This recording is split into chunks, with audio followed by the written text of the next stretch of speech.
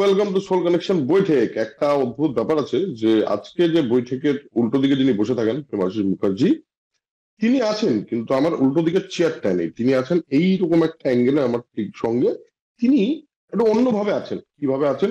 একটা ফাঁকা ফ্রেম দেখতে পাচ্ছেন আপনারা এই মুহূর্তে, এবং সেই ফ্রেমটা যে এখানকার নয় সেটাও আপনারা বুঝতে পারছেন।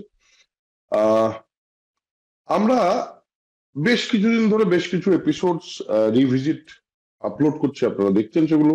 কিন্তু তার সঙ্গে প্রত্যেকটা ভিডিওতে এই কমেন্ট আসছে যে নতুন ভিডিও কবে আসবে, প্রেমাশিস বাবু কোথায় গেলেন, প্রেমাশিস বাবুকে বই পড়া ভুলে গেলেন, প্রেমাশিস বাবুকে পড়তে পারছেন না। এই সমস্ত প্রশ্নের উত্তর কে দিতে পারবে? The man himself. প্রেমাশিস, আপনি কি দেখা দেবেন ফাইনালি?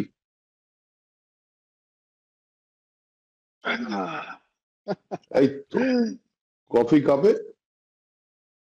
আমি আছি।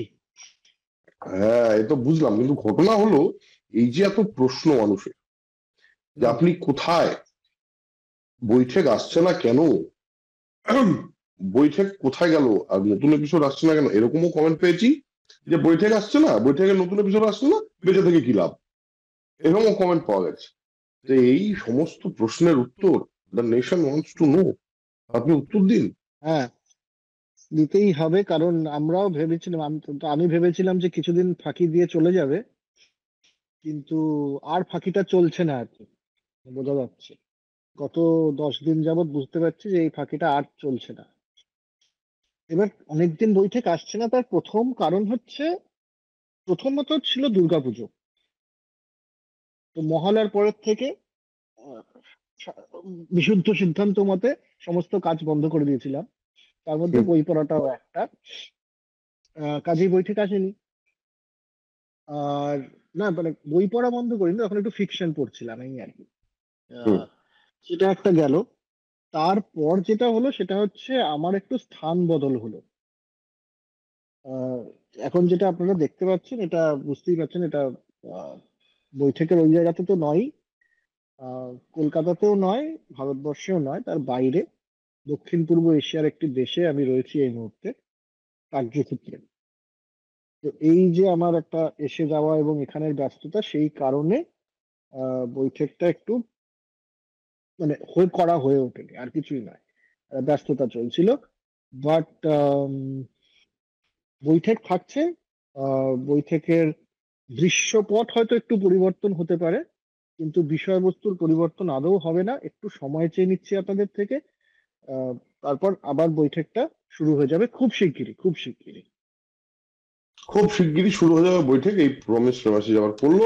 কিন্তু এই যে এতদিন এত লোকের যে অভিযোগ যে আপনি কেন আসছেন না, আপনার কি হলো, আপনি কি হলো, কোথায় গেলেন, এই ব্যাপারে আপনার কি বক্তব্য, আপনার কিরম লাগছে বলুন? না না, একটা দেখ, একটা তো প্রচন্ড আহ, ভালো লাগা তৈরি হলো। কারণ সাধারণভাবে তো আমি নিজেকে অসামাজিক বলেই মনে করে থাকি। হুম, কিন্তু এতজন মানুষ যে আমার সাথে জুড়ে আছেন এবং তারা প্রতি সপ্তাহে একটা আড্ডা দেওয়ার ইচ্ছে প্রকাশ করছেন, এর থেকে ভালো অনুভূতি খুব কম আছে পৃথিবীতে। তো কাজেই সেটা ছিল, সেটা আছে, সেটা খুব ভালো লাগলো জেনে যে আপনারা সবাই দেখা করতে চাইছেন, মানে দেখতে চাইছেন, আড্ডা দিতে চাইছেন, শুনতে চাইছেন। সেটা প্রচন্ড ভালো লাগার একটা অনুভূতি তৈরি হলো। যে কারণে আরো আমি ভেবেছিলাম যে ডিসেম্বরে যখন ফিরবো, ডিসেম্বরের মাঝামাঝি, তখন আহ, আবার শুরু করা যাবে ওইখানে বসে। কিন্তু আমরা কথা বললাম, আমি আর অরুণাভ, যে না, এত ভালোবাসা যখন আছে, তখন এটা আর একটু আগেই অন্তত যাবতভাবে সম্ভব সেটা করা যাক। সেটা অরুণাভ, সায়ন, রণয়, ওনারা মিলে একটা চেষ্টা করে এইভাবে করছি আর কি। যাতে ভৌগোলিক দূরত্বটা আর্থিক দূরত্বের মধ্যে না, মানে না পরিণত হয়।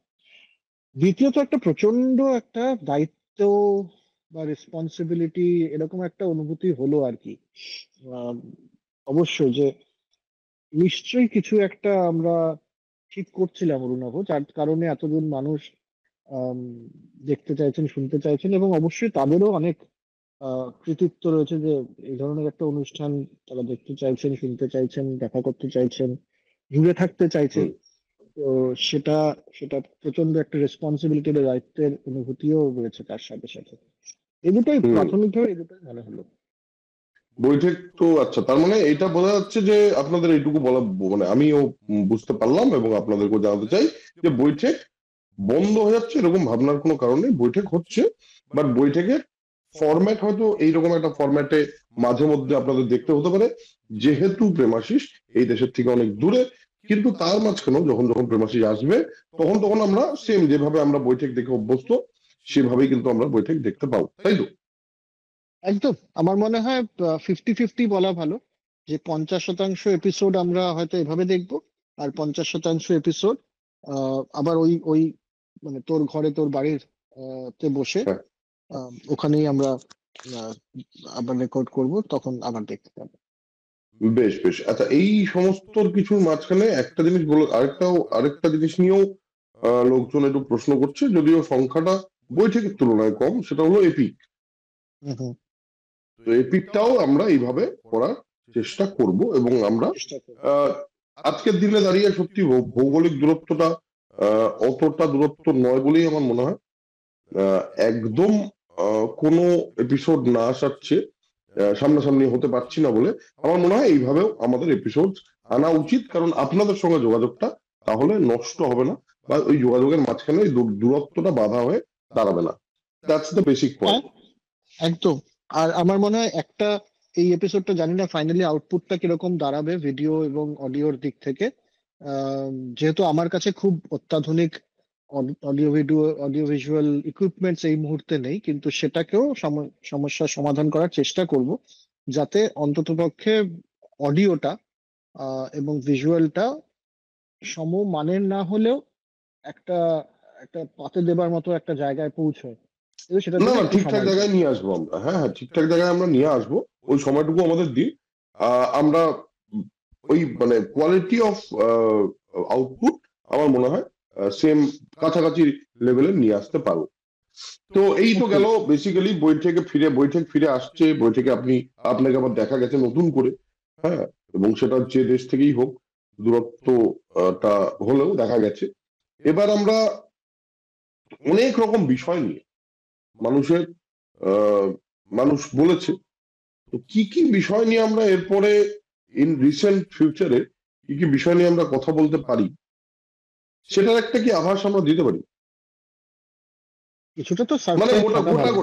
গোটা গোটা গোটা গোটা গোটা আহ, হ্যাঁ, আমার মনে হয় যে আহ, ইতিহাসটাই মেইন থাকবে, মূলত ইতিহাস বিষয়টাই থাকবে। সেটার সাথে সাইকোলজি যেমন আমরা করি, দর্শন নিয়ে যেমন কথা বলি, সেগুলো থাকবে। অর্থনীতির বিষয়টা আমাকে একটু অ্যাভয়েড করতে হবে, যেহেতু ওটার একটা আমাকে প্রফেশনাল একটা জায়গা আছে, কাজে সেটা নিয়ে আমি কোনো অভিমত প্রকাশ করতে এই মুহূর্তে পারবো না। আম, তো সেটা সে মানে প্রফেশনাল বাধা আছে, তাতে একটা পেশাগত একটা এবং বাধ্যবাধকতা। হুম? এবং আমার মনে হয় ডিরেক্ট রাজনীতি নিয়েও কথা বলাটা তোর জন্য যেহেতু উচিত হবে রাজনীতি না, নিয়ে তো জিও আমরা কথা পলিটিক্স বলি নিয়ে। না, আমরা হুম, রাজনীতি নিয়ে তো কথা এমনিতে বলি না। রাজনৈতিক মতাদর্শ মানে আমি বলছি থিওরি, থিওরি অফ পলিটিক্স, এটা নিয়ে আমরা তো বলে থাকি, যেভাবে সেভাবে আমরা বলতেই পারি, কোনো অসুবিধা নেই, সেটাও বলবো। আম, আর আধুনিক, একদম আধুনিক ইতিহাস নিয়ে আমরা খুব একটা আলোচনা করিনি এখন অব্দি অরুণাভ, সেটাও আমরা অ্যাভয়েড করব।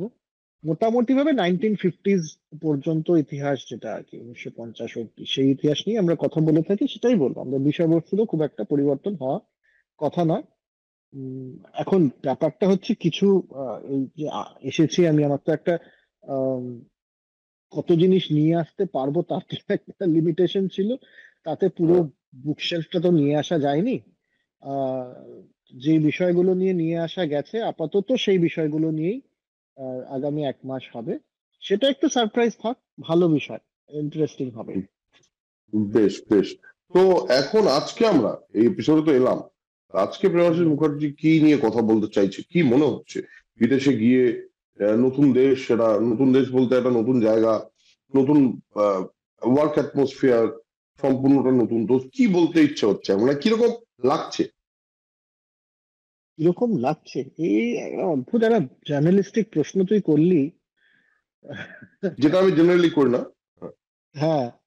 আম, না না, দেখ, দক্ষিণ পূর্ব এশিয়া তো, দক্ষিণ পূর্ব এশিয়ার খুব বিরাট দূরত্ব তো নয়। ইউরোপ বা আমেরিকার মতন আম, ভৌগোলিক দূরত্ব তো অতটা অতটা নয়।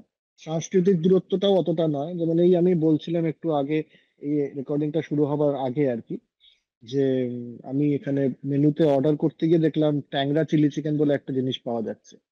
তো আমি ট্যাংরা চিলি চিকেন দিয়ে ভাত খেলাম আজকে দুপুরবেলা। ভাত মানে fried rice, egg fried rice, এবং সেটা অসাধারণ। Indian style. ইন্ডিয়ান বলতে বাহ। একেবারে আমাদের চায়না টাউন স্টাইল। বাহ। তো সাংস্কৃতিক যে বিরাট একটা পার্থক্য রয়েছে সেটা নয়। আহ, হুম। এশিয়ান সংস্কৃতি দক্ষিণ পূর্ব এশিয়ার সাথে খুব একটা অসুবিধা নেই। হ্যাঁ, অবশ্যই মানুষজনের একটু একটু তো আলাদা আছেনি। আম, সেটা অর্থনৈতিক ভাবেও একটু আলাদা রকমের ডেভেলপমেন্ট আছে, রাস্তাঘাট গুলো একটু অন্যরকম। আহ, যেমন এখানে সিগারেট খাওয়া যায় না, কোনোখানেই সিগারেট খাওয়া যায় না, রাস্তাঘাট সেটা তো কোথাও ভালোই। সিগারেট খাওয়া। হ্যাঁ। হ্যাঁ হ্যাঁ, মানে আমি কাল হুম, দুঃখই করছিলাম, আপনারা যারা জানেন না, আহ, আমারও একটু মানে পানদোষ, ধূম্রপানদোষ ছিল বা আছে। হুম। আহ, এখান থেকে এখন আমি 10 তলায় আছি, আমাকে যদি সিগারেট খেতে হয় আমাকে নেমে 6 তলায় যেতে হবে। সেখান থেকে একটা লিফট পরিবর্তন করতে হবে, করে আমাকে 50 তলায় উঠে রুফটপে সিগারেট খেতে হবে। মানে একটা পুরোপুরি 10 মিনিটের একটা ব্যাপার। আর আমার পুরো অফিস চত্বরে কোথাও এসবের ব্যবস্থা নেই। তো কাজেই আহ এক দশমাংশ হয়ে গেছে আমার সিগারেট খাওয়ার হ্যাঁ, কিন্তু হ্যাবিট। সেটা সম্পূর্ণভাবে চলে গেলে বেস্ট হয়। হ্যাঁ হ্যাঁ, চেষ্টা করছি, এই সমস্ত কিছু কিছু জিনিস আছে। আর এটাও একটা ডেভেলপিং কান্ট্রি। ও আপনাদের বলা হয়নি কোন দেশ, এটা ফিলিপিন্স। আমি ম্যানিলাতে রয়েছি। তো এটাও একটা ডেভেলপিং কান্ট্রি, কাজেই দারিদ্র্যের সাথে যে সমস্ত জিনিসগুলো থাকে সেগুলো আছে, but very safe and secure. লোকজন যেখানে সেখানে ময়লা এখানেও ফেলেন না। অর্থনৈতিকভাবে ভারতের থেকে পিছিয়ে থাকলেও নয়, কোথাও একটা কাগজে কিছু ফেলে রাখেন না কেউ। আহ সে নিয়ম নিষ্ঠাগুলো আছে, সেফটি সিকিউরিটি আছে, শিক্ষার দিকে মানুষের প্রচন্ড ঝোঁক আছে। এগুলো আছে। বেশ। ওভারঅল এই মুহূর্তে রিসেন্টলি কি কি জিনিস তোর মাথার মধ্যে চলছে, এবং যেটা বইয়ের বাইরে গিয়ে, মানে বইয়ের বাইরে গিয়ে বলতে আমি বলছি, বই পড়া তো একটা, বই পড়া বা সেই বইটাকে অ্যানালিসিস করে দর্শকদের কাছে নিয়ে আসা, এটা তো একটা ডিফারেন্ট পার্ট অফ বইটে। কিন্তু তার বাইরেও তোর তো ওয়ার্ল্ড ভিউ আছে, তোর একটা তোর নিজের মতো করে পৃথিবীটা দেখা আছে। বিশেষ করে এখন এই মুহূর্তে তোর কাছে একটা অনেকটা সময় আছে ফাঁকা, এখন অব্দি তোর ফ্যামিলি যায়নি, তো একা সময় অনেকটা কাটাচ্ছিস। আহ এই সময় কি কি জিনিস সবচেয়ে বেশি মাথায় চলছে? হুম। আহ না, সেটা সেটার সাথে পেশাগত কোনো মিল নেই, কিন্তু আহ, আম, আমার মনে হয় বয়সের সাথে সাথে একটা একটা আহ, দার্শনিক বলতে পারিস বা স্পিরিচুয়ালও বলতে পারি, আম, বা ভাবনাগত একটা পরিবর্তন তো আসে মানুষের মধ্যে। সেই জিনিসগুলো অনেক বেশি প্রকট হয়ে উঠছে। হুম। আম, তো সেটা একটা দেখতে পাচ্ছি আমার, মানে দুটো জিনিস একসাথে চলছে অ্যাকচুয়ালি। একটা হচ্ছে প্রত্যেকটা মানুষ যে আলাদা, এবং প্রত্যেকটা মানুষের পৃথিবী যে সম্পূর্ণভাবে আলাদা, সেই অনুভূতিটা ক্রমশ বুঝতে পারছি। এবং সেটা অনেক বেশি আম, বুঝতে পারছি বলতে আমি বলছি যে মানুষের প্রতি সহানুভূতি বা সহানুভূতি, এমপ্যাথির সঠিক ইয়ে কি সহানুভূতি হবে? মানে, জানি না। কাইন্ড অফ, বাট সহমর্মিতা এমপ্যাথি বোধহয়। শব্দটা বোধহয় বেটার ভাবে এক্সপ্লেন করতে পারে তুই যেটা বলতে হ্যাঁ চাইছিস। হ্যাঁ, সেটা অনেক হচ্ছে, কারণ সহজেই কাউকে জাজ করে ফেলার আগে এটা বোঝার একটু ক্ষমতা বোধহয় জন্মাচ্ছে যে না, সে তার পৃথিবীতে আছে এবং তার পৃথিবীটা আমার পৃথিবী নয়। তো এটা একটা বড় রিয়েলাইজেশন। তার সাথে সাথে আবার একেবারে উল্টো দিকে দাঁড়িয়ে আবার আমার মনে হচ্ছে এটাও, যে আম, ওই ultimate truth is one, and আমরা সবাই সেই সেই সত্যটাকে ছোঁয়ার চেষ্টা করছি মাত্র বিভিন্ন ভাবে। সেটাও আছে, মানে দুটো একদম আমার একদিক দিয়ে দেখতে গেলে খুবই বিপরীত ধর্মী একটা চিন্তা ভাবনা, যে প্রত্যেকটা মানুষের পৃথিবী আলাদা। আবার কোথাও গিয়ে পুরো সত্যিটাই এক, এবং সবাই একই সিস্টেমের পার্ট। এই এই দুটোই যে মনে হচ্ছে। হুম। এই অ্যাকচুয়ালি বিষয়ে তোর বল কি যে মনে হয়? আমার কি মনে হয় বলতে, না, সে তো বয়স বাড়ার সঙ্গে সঙ্গে ক্ষমা করার প্রবণতা বাড়তে থাকে, এবং মনে হয় জীবন, দেখ, জীবনের একটা পয়েন্টের পরে এসে মনে হয় অনেকটা চলে গেছে জীবন। হুম, মানে কি হয়, আমার যেটা হচ্ছে সেটা হলো, আমার মনে হয় অনেকেরই এটা হয় যে একটা পয়েন্ট অব্দি দৌড়ে দৌড়ে আমরা দৌড়ানো শুরু করেছি, এটা একটা ট্র্যাকে আমাদের একটা স্প্রিন্ট শেষ করতে হবে, কিংবা একটা ম্যারাথন শেষ করতে হবে। এবার এই ম্যারাথনের মধ্যে মাঝে মাঝে কিছু স্প্রিন্টস আছে। আর যখন আমরা শুরু করেছিলাম দৌড়ানোটা, তখন কিন্তু আমরা এন্ড সম্পর্কে ভাবিনি।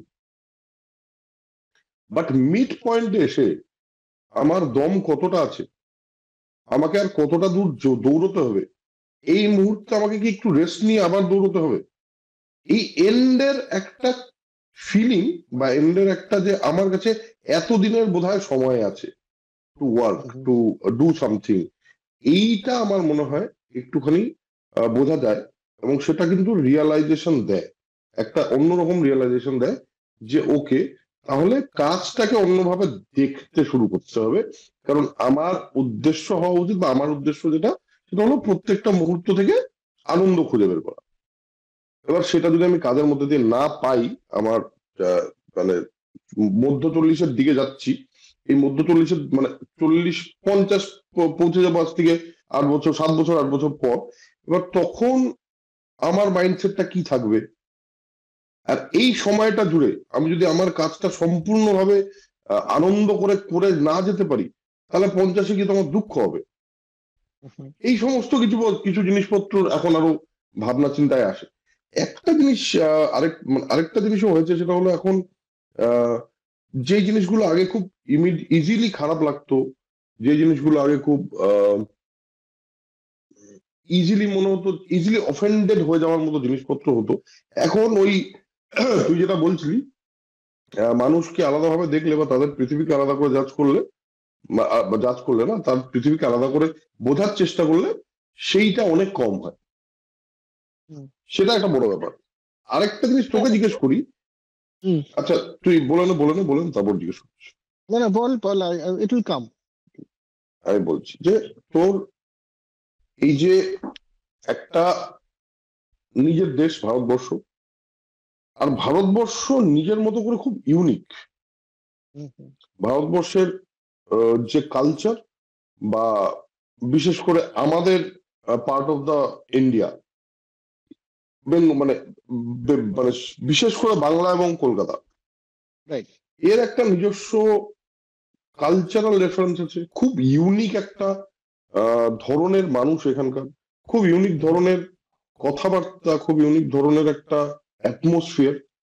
এখান থেকে চলে যাওয়ার চলে যাওয়ার সময় অবভিয়াসলি একটা মন খারাপ তো হওয়ার কথা, ঠিক আছে? এবার এই মন খারাপটা সঙ্গে একটা মন ভালোও আছে, যে তুই একটা এমন তোর প্রফেশনাল লাইফে, whatever that is, but তোর প্রফেশনাল লাইফে you have got that up, মানে মানে কি বলবো, একটা স্টেপ আপ হয়েছে, স্টেপ জাম্প হয়েছে তোর জন্য, which is also very good. এই দুটোর ব্যালেন্সে how emotionally you are coping up this whole thing? হ্যাঁ। আহ, না, ঠিকই বলছিস। এবার আমি যেটা বলতে যাচ্ছিলাম ওটা এটার সাথে রিলেটেড ইন আ সেন্স।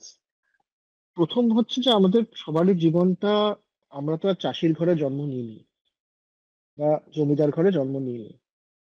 হ্যাঁ, যে একটা সময় তো ছিল যে মানুষেরা যেখানে জন্মগ্রহণ করেছে সেখানেই সে তার পৈতৃক সম্পত্তি এবং পৈতৃক কাজকর্মই সে করবে। সেটা জমিদারও হতে পারে, চাষিও হতে পারে, কুমোরও হতে পারে, যা খুশি হতে পারে, কামারও হতে পারে।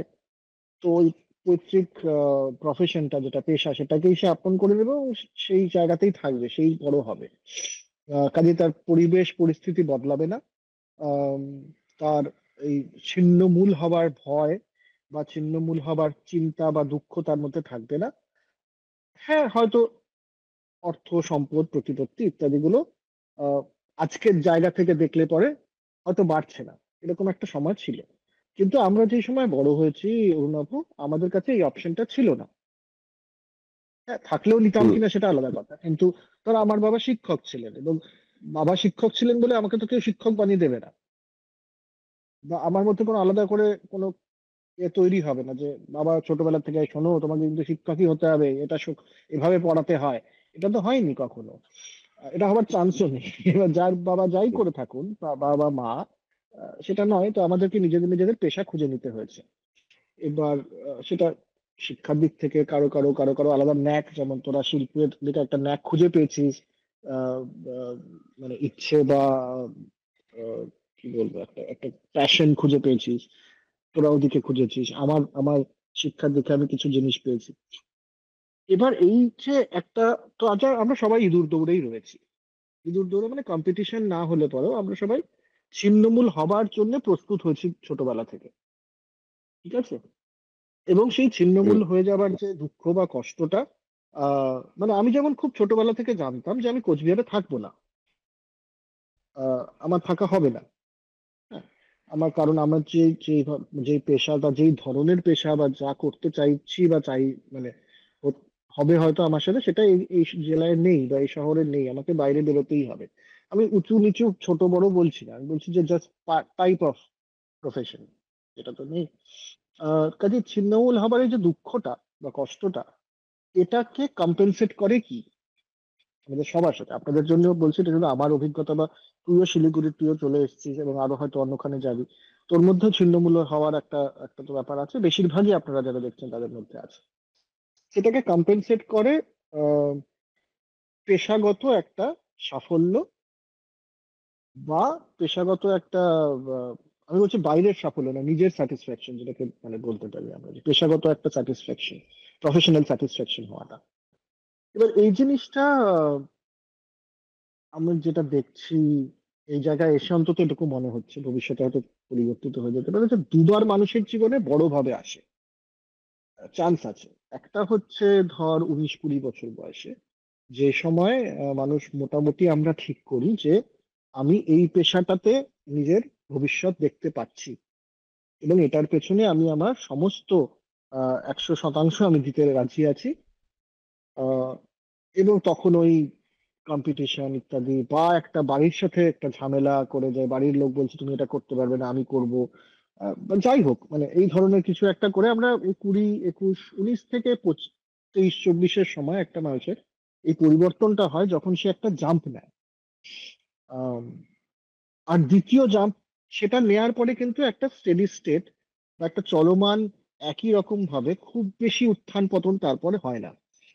একটা সিদ্ধান্ত নিয়ে নিলাম, সেই সিদ্ধান্তটাকে ফলো করতে করতে হ্যাঁ একটু এদিক ওদিক হবে, কিন্তু মোটামুটি 40-42 অব্দি একটা এক ধরনের গ্রোথ বা এক ধরনের সমান ব্যাপার থাকে।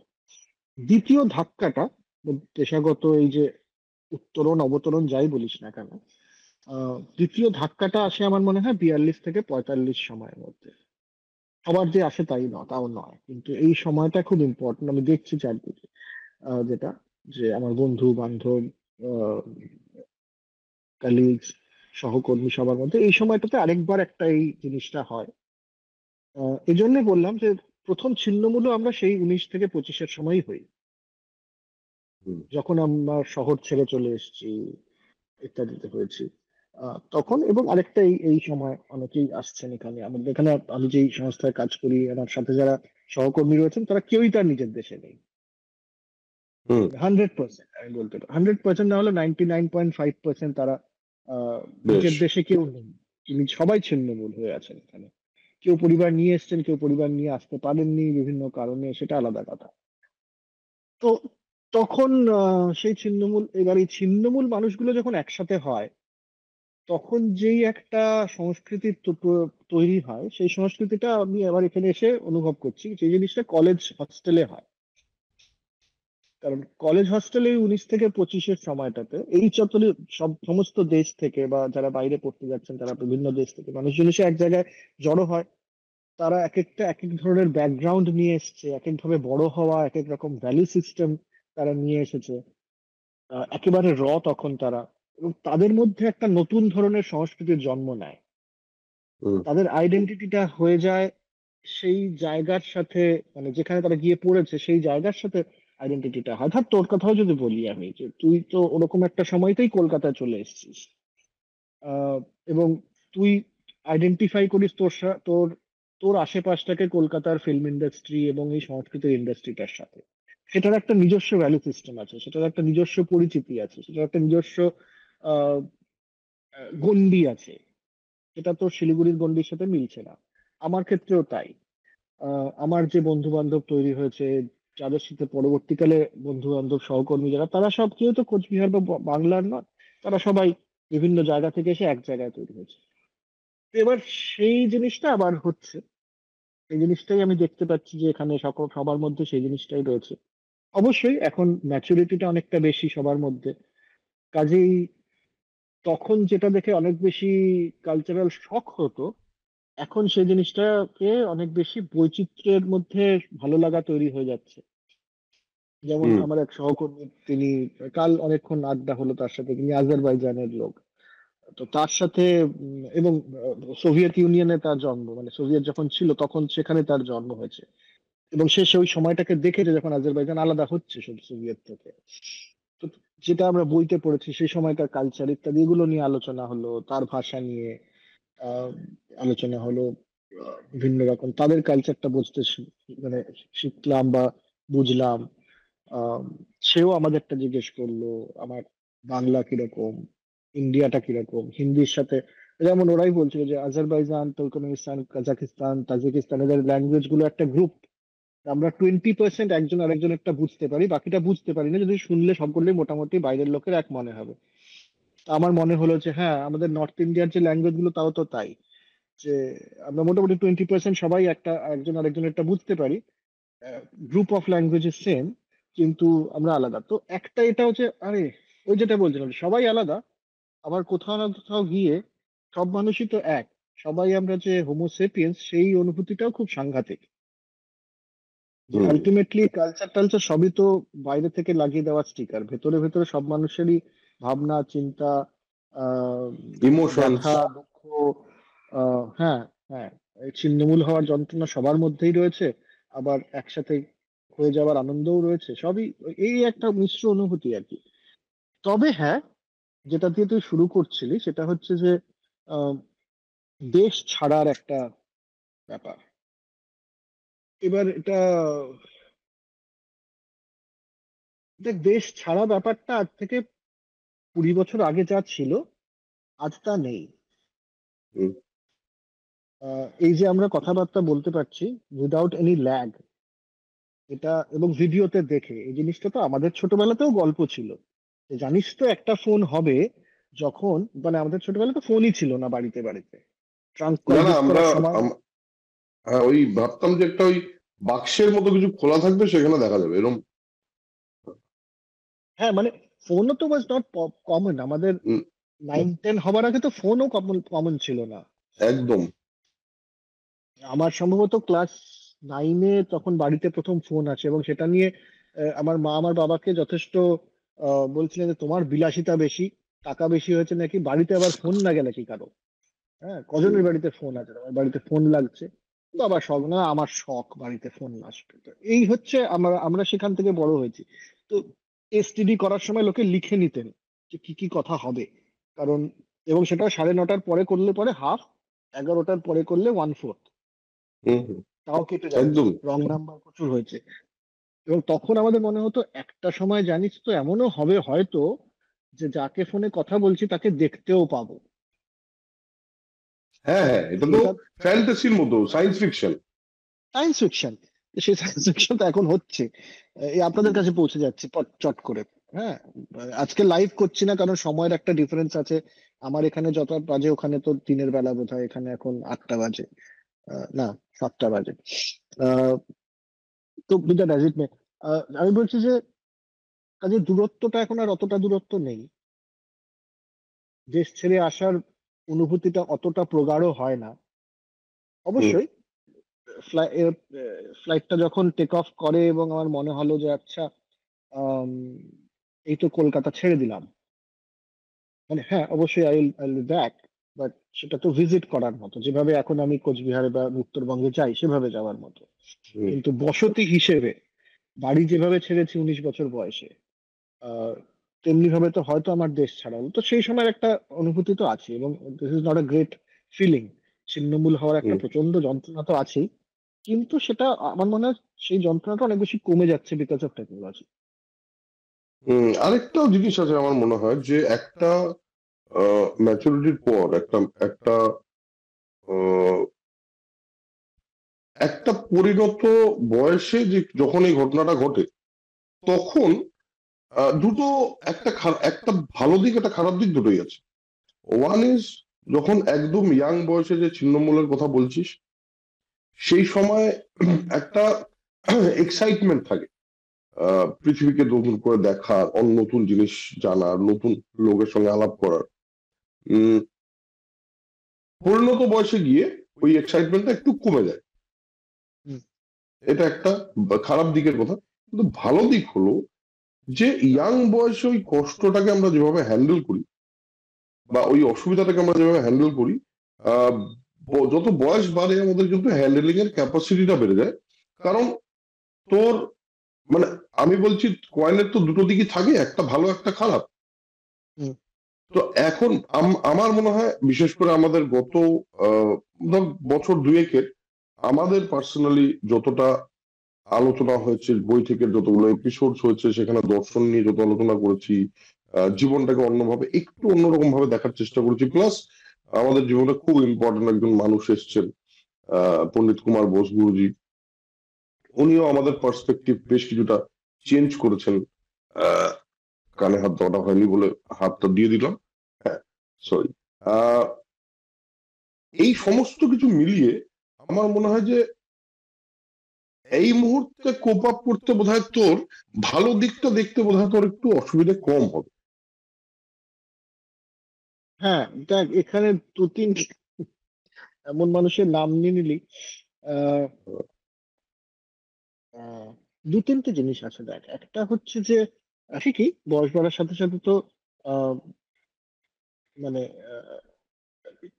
যখন ছোটবেলায় ছেড়ে এসছি, বাড়ি ছেড়ে এসছি, তখন তো সেই সামর্থ্যও নেই যে ওখানে আমি ফিরে যাব বারবার। হুম হুম হুম আজকে হুম তো আমি চাইলে পরে একটা টিকিট কেটে চলে যেতে পারি, কালকেও চলে যেতে পারি, আমার যদি খুব খারাপ লাগে। তখন তো সেই সামর্থ্য ছিল না, কাজে ওটাকে কোপ আপ করার একটা প্রস্তুতির জায়গা মানে ছিল না। এখন তো মানুষের সামর্থ্য হয়েছে, যে মানে এই বয়সে সেই কারণে দেখবি যে অনেক মানে এখানে তো সেই জায়গাটা তৈরি করা একটু অসুবিধাজনক। বাট আমি যখন অফিসে ঘোরাঘুরি করছি, এখানে যে কজন ভারতীয় আছেন তাদের মধ্যে দেখছি ভারত মানে বাঙালিরা বাংলায় কথা বলছে। আহ, হিন্দি বলার জন্য যারা ইন্ডিয়ান তারা আহ, মুখিয়ে রয়েছে, লিফটে টেফটে উঠে দেখছি চট করে কথা বলে ফেলছেন। তো ওই মানে ওই জায়গাটাকে রিক্রিয়েট করা, ওখানে বেঁচে থাকার একটা ব্যাপার তো আছে। কিন্তু তার সাথে এটাও ভেবে দেখ যে আমরা যেটাকে দেশ ছাড়া হওয়া বলছি, সেটা এটা বলছি না তো রাষ্ট্র ছাড়া হওয়া। হুম কারণ একটা সময় তো ধর ফিলিপিন্স নয় কিন্তু ইন্দোনেশিয়া, এই জায়গাগুলোতে ভারতীয় রাজারা রাজত্ব করেছেন। হুম ঠিক। তো তো তাহলে পরে দেশ ছাড়া হওয়া তো হলো না। হুম। যেদিকে না না, দেখ ইন্দোনেশিয়া। আমার মনে হয় দেশ ছাড়া কথাটা অ্যাকচুয়ালি বোধহয় খুব একটা ঠিক না আজকের দিনে অন্তত। হ্যাঁ, মানে পুরো পৃথিবীটা তো এই যে আমরা আলাদা আলাদা করে আইডেন্টিফাই করছি, সেটা তো একটা রাজনৈতিক ভাবে আইডেন্টিফাই করছি, তাই না? আহ নইলে পরে তো যদি সংস্কৃতির দিক থেকে বলিস, তাহলে আমার সাথে একজন বাংলাদেশি মানুষের যতটা সাংস্কৃতিক মিল, ততটা তো একজন গুজরাটের মানুষের সাথে আমার সাংস্কৃতিক মিল নেই। হ্যাঁ হ্যাঁ, বটেই।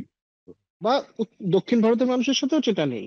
তো যে একটা রাজনৈতিক কি বলবো একটা আইডেন্টিটি কে যদি আমরা দেশ ভেবে নিই, তাহলে তো ব্যাপারটা একটু আহ, সেটাই হয় আর কি, আমরা ওভাবে গ্রুম হই ছোটবেলাতে, কিন্তু সেটা তো ঠিক নয়।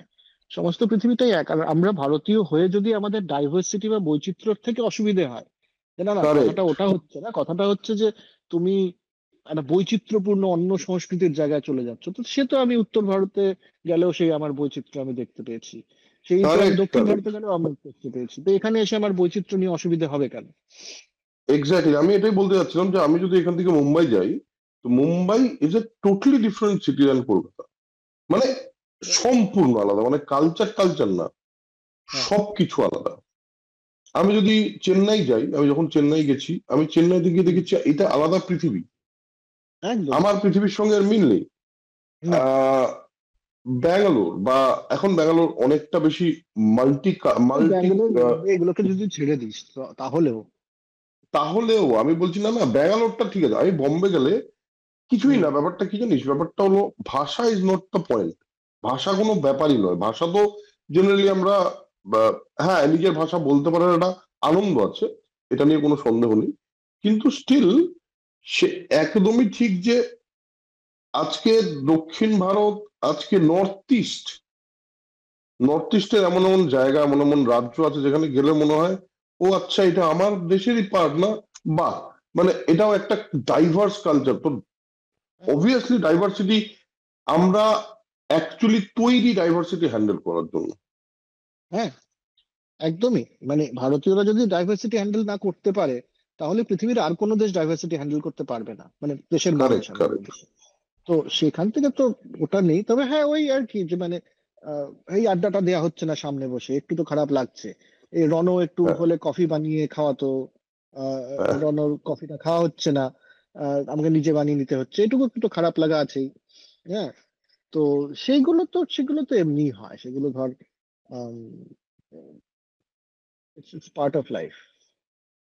হুম, বেশ। তো আজকে তো আমরা বেসিক্যালি একটা কি বলবো, একটা আড্ডা মারার মতো করেই আবার দর্শকদের কাছে এলাম, এরকমই একটা ব্যাপার হুম, হলো। তো হুম। তুমি কি বলতে চাও বলো, তোমার দর্শকদের, আমাদের দর্শকদের কি বলতে চাও তুমি বলো। যারা দর্শক নয়, বন্ধু মানুষ সবাই। বন্ধু, আহ, বন্ধু। তো হ্যাঁ, মানে চেষ্টা করছি, বুঝলেন তো যে এখন একটুখানি একটু সেটেল হতে মনে হচ্ছে পেরেছি। তো বই পড়ার প্রক্রিয়া চালু হয়ে গেছে। আম, এই ফরম্যাটে বই থেকে করার আহ, চেষ্টা, আমি কথা দিতে পারছি না যে নেক্সট সপ্তাহে, পরবর্তী সপ্তাহেই আসবে, কিন্তু অতি শীঘ্রই, অনতি হুম, বিলম্বে নতুন বই থেকে এপিসোড আসবে, যে এ ব্যাপারে কোনো সন্দেহ নেই। আড্ডা ব্যাপারটা যেটা আছে, সেটা এভাবেও হতে পারে। আবার আম, ওখানে শুভাঞ্জন আছে, অরুণাভ যেহেতু ওখানে আছে, তৃতীয় কোনো ব্যক্তিকে নিয়ে আড্ডা শুরু হতে পারে। তো এগুলো আসবে। এপিকের একটা সমস্যা হচ্ছে, ওই যে বললাম যে আম, কি সব জিনিস তো নিয়ে আসা যায়নি, তাতে মহাভারতটা আনা একটুখানি সমস্যা হয়ে গেছিল। অন্য বই হুম। 4-5খানা নিয়ে আসতে পারলেও মহাভারতটা মিস হয়ে গেছে, আমি এসে খুলে দেখতে পেলাম। বেশ। ওজনের সমস্যা তো। এপিকটা একটু দাঁড়ান। তবে খুব বেশি না, আমি ডিসেম্বরের মাঝ মানে 15-16-র মধ্যে আমি চলে আসছি, তারপরেই এপিক পাওয়া যাবে, আর আর 1 মাসও অপেক্ষা করতে হবে না। ততদিন পুরোনো এপিসোড বেশ। গুলো দেখুন, মহাভারতের এত জটিল ঘটনা আসলে বুঝলি তো অরুণাভ, মাঝে মাঝে ঝালিয়ে নিতে হয়, একবারে একদম, পুরোটা বললে একদম, হয় না। একদম, একদম। আপনারাও রিভাইজ করে নিন একটু। আমাদের তো অলরেডি বই থেকে তো ফাঁকিবাজি করে আমরা অনেক রিভিশন দিলাম। এটা সায়নের কারসাজি, আমরা কিন্তু হ্যাঁ, বলিনি। না, না, সে তো অলরেডি বই থেকে এপিসোড আমরা মানে সায়ন ফাঁকিবাজি করে করে পুরো রিভাইজ করাচ্ছে লোকজনকে। এবং আমাদের দর্শক বন্ধুরা অনেকে নতুন দেখছে। যারা নতুন দেখছেন তাদের তো ভালোই লাগছে। যারা আমাদের পুরনো দর্শক, যারা আগে আগে এই এপিসোড গুলো দেখেছেন, তারা বলছেন কেন আবার, কেন রিভিশন হচ্ছে, একটু ফাঁকিবাজি হয়ে যাচ্ছে, এসব জিজ্ঞেস করছে। তো না, পয়েন্টটা বৈজ্ঞানিক হলো, ভাবে কিন্তু রিভিশন করলে ভালো মনে থাকে, বেটার। ঠিক ঠিক একদমই তাই। এবং তো একটা ছোট্ট জিনিস বলে দিই, রিসেন্টলি একজন একটি রিল বা একটি স্টোরি শেয়ার করেছিল, যেখানে একটি মেয়ে, এবং সে স্টুডেন্ট, হিস্ট্রি স্টুডেন্ট, এবং সে আহ, সালতানাত পিরিয়ডের যে হিস্ট্রিটা, সেটার পর সেটা বলেছে ফার্স্ট সেমিস্টার বা সেকেন্ড সেমিস্টারে খুব কাজে লেগেছে, এবং তারপর আচ্ছা, থার্ড সেমিস্টারে মুঘল দেখা শুরু করেছে, এবং বলছে থার্ড সেমিস্টারে মুঘল হিস্ট্রি নিয়ে কথা হবে, এরকম একটা সেমিস্টারের ব্যাপারে দিয়েছে। এনিওয়েজ, এগুলো তো খুবই ভালো লাগে। এবং আমার কাছে ইতিহাস, পৌঁছয়নি তো এই রিল, আমার আমি কাছে পৌঁছয়নি। পাঠাচ্ছি তো, পাঠাবো পাঠাবো তোকে। আহ কিন্তু সবচেয়ে বড় ব্যাপার হলো অনেকেরই বক্তব্য ইতিহাস নিয়ে। তো ইতিহাস কি আসবে, এটাও প্রশ্ন। ইতিহাস তো আসবেই, ইতিহাসের বিভিন্ন আঙ্গিক আসবে। বললাম তো একটু সারপ্রাইজ, কারণ হ্যাঁ, পরবর্তী যে জিনিসটা আসতে চলেছে সেটা কিন্তু খুবই ইন্টারেস্টিং। বেশ। খুবই ইন্টারেস্টিং ইতিহাসই, কিন্তু একটা অত্যন্ত ইন্টারেস্টিং ইতিহাস। আহ ইতিহাস নিয়ে আসবেই। ভারতের ইতিহাস অনেক হলো, এবার সমগ্র বিশ্বের ইতিহাসের বিভিন্ন দিক নিয়ে করবো। যেন ইতিহাস তো আসছে, নো ডাউট অ্যাবাউট ইট। বেশ বেশ, তাহলে তো লোকে অলরেডি এক্সাইটেড হয়ে গেছে এটা শুনে। আমি জানি আপনারা এই ইতিহাসের ব্যাপারে অনেকেই কমেন্ট করেন অলরেডি, নিশ্চয়ই আপনারা এক্সাইটেড, আমিও এক্সাইটেড। নতুন নতুন ইতিহাস নিয়ে, নতুন নতুন কিছু কিছু পার্টিকুলার পিরিয়ড আছে যেগুলো নিয়ে আমারও খুব ইন্টারেস্ট, তুইও জানিস। তো আমারও বেশ কিছু, আমি বারবার বারবার ওই ইতিহাসগুলোকে রিভিজিট করি, সেটা করতে খুব মজা লাগবে। আচ্ছা, আপাতত এই যে ফরম্যাটটা, এই ফরম্যাটটা লোকের কিরকম লাগবে সেটা নিয়ে একটা একটু তুই একবার মানে আমার মনে হয় বলে দিস, যদি যে লোকজন একটু যদি জানায় যে এই ফরম্যাটটা ঠিক লাগছে হ্যাঁ, কিনা। বলুন না, বলুন কেমন লাগছে। আহ বললাম তো 50-50 হবে আর কি। আমরা ওখানে বসেও, অরুণাভর বাড়িতে বসেও আমরা আড্ডা দেবো, আর এই ফরম্যাটেও হবে। আম, দুটোই চলবে। আহ, কেমন লাগছে একটু জানাবেন। এটাও কি আপনাদের এক্সপেকটেশন বা এক্সপেকটেশনে কতটা পরিপূর্ণতা পেলো সেটা জানাবেন। আর যদি কিছু মনে হয় যে কোনো বিশেষ দিকে আপনাদের একটু বেশি দৃষ্টি আকর্ষণ করা উচিত এই ফরম্যাটে বা অন্য ফরম্যাটেও, সেটাও জানাবেন। কারণ একদম। এতদিন যে আমরা এসেছি সেটা তো আপনাদের জন্য। কাজে এই বৈঠক আপনাদেরই প্ল্যাটফর্ম, আপনাদেরই চ্যানেল। এটাকে কিভাবে আরো বেটার করা যায় সেটা তো আপনারাই বলবেন, নইলে কে ডিসিশন নেবে, কে সিদ্ধান্ত নেবে এটা। একদম। সো আজকের এপিসোড তাহলে এই কথা দিয়েই শেষ করলাম নাকি? তো হ্যাঁ, আজকের তাহলে এপিসোড এখানেই খুব শেষ দেখা, করছি। এখানে রাতও হয়ে যাচ্ছে, একটু হ্যাঁ, ডিনারের বন্দোবস্ত করতে হবে। বেশ। তো আমাদের এখানে বাজে এখন, যে সময় রেকর্ড করছি তখন বাজে 15টা 58, মানে 4টে। তো ওদিকে তো রাত হয়ে গেছে অনেকটাই। তো আজকের এপিসোড এখানেই শেষ করছি। প্রেমাশিস, একবার তুমিও শেষ কথা বলে দাও। না, শেষ নাই, যে শেষ কথা কে বলবে নাকি একটা আছে না এরকম। হ্যাঁ হ্যাঁ হ্যাঁ। তো শেষ কথা নয়, ভালো থাকুন। আম, দেখা তো হবেই, এইভাবেই দেখা হবে। আর ওই দূরত্ব তো কমে এসছে, মানে কমেন্ট করলে তো আমি এখান থেকে বসেও একই কমেন্ট পড়তে পারবো, এমন তো নয় যে কমেন্টে লেখাগুলো আবছা হয়ে যাবে। তো একই কমেন্ট পড়তে পারবো। হ্যাঁ, আর আমাদেরকেও আপনারা পরিষ্কারই দেখতে পাবেন এইভাবে। দূরত্বটা দূরত্ব না মনে করলেই হলো। বেশ। আর টেকনোলজিক্যালি আমরা উন্নত করব, এইটাতে হয়তো আপনাদের সাউন্ড নিয়ে, কোয়ালিটি নিয়ে দু একটা কথা থাকতে পারে, বাট চেষ্টা করছি সেটা যত তাড়াতাড়ি সম্ভব এই টেকনোলজিক্যালি এই বিষয়টাকে আরেকটু উন্নততর করে দেওয়ার সেই চেষ্টা আমরা করতে থাকবো। তো আজকের এপিসোড এখানেই শেষ করছি। দেখা হবে পরের এপিসোডে। পরের এপিসোডে আমরা এইরকম আড্ডা নয়, এরকম কথা নয়, আমরা একটা বই নিয়েই, যেরকম বৈঠক হয় সেরকমই একটা বৈঠক নিয়ে খুব শিগগিরই আসছি। প্রেমাশিস যেটা বলছিল যে এক্ষুনি প্রমিস করতে না পারলেও ইন্টেনশনটা তো আপনাদের কাছে পরিষ্কার করে দিয়েছে যে খুব শিগগিরই সে বই পড়ে এবং সেই বইয়ের অ্যানালিসিস নিয়ে যেভাবে আসে সেভাবেই আসতে চলেছে। সো আজকের এপিসোড এখানেই শেষ করছি। হ্যাঁ, ওই আর কি, ছুটি টুটি অনেক হলো, এখন স্কুল শুরু। হ্যাঁ হ্যাঁ, দেখা হচ্ছে পরের এপিসোডে। ততক্ষণের জন্য spread knowledge, spread positivity, because knowledge is power and positivity is everything. Tata.